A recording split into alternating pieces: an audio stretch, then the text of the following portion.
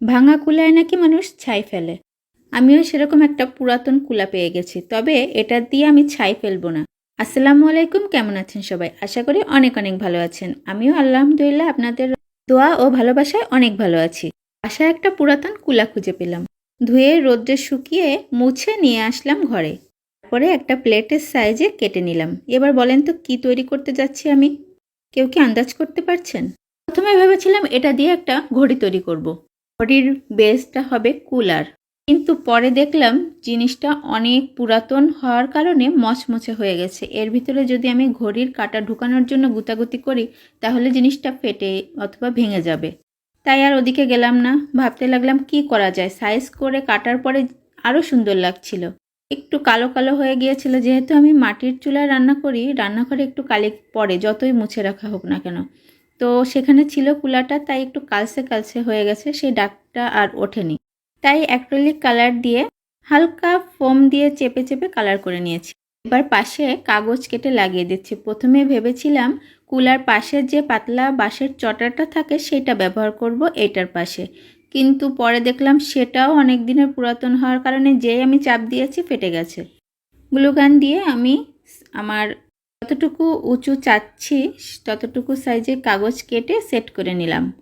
এবার যেহেতু দেশীয় পণ্য কুলা দিয়ে কাজ করছি আমি, তাই এর উপরে লাগিয়ে দিলাম পাটের রশি।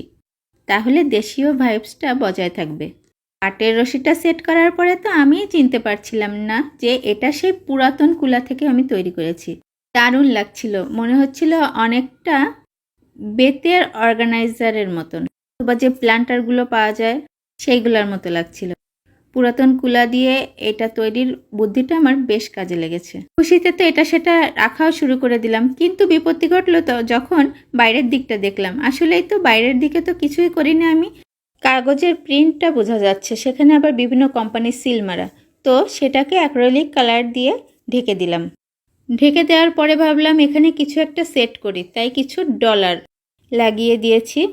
প্রথমে ভেবেছিলাম মিরর লাগাবো, পরে ভাবলাম মিরর লাগিয়ে বেশি চকচকে হলে অনেকটা চালনির মতো মনে হবে, তাই সামান্য কিছু ডলার লাগিয়ে দিয়েছি। এখন বেশ সুন্দর লাগছে। এটা আমি আমার ডাইনিংয়ে রাখবো, আর ভেতরে ছোট ছোট গাছ রাখবো। আশা করি অনেক সুন্দর লাগবে। এখন আপনাদের দেখাচ্ছি আমার হাতে তৈরি কিছু জিনিস রেখে। আমার কাছে তো খুব ভালো লেগেছে। আপনাদের কাছে কেমন লাগলো আমার পুরাতন কুলার নতুন রূপ? অবশ্যই আমাকে জানাবেন। অনেক অনেক ভালো থাকবেন সবাই, আর আমার প্রতিও অনেক অনেক দোয়া রাখবেন।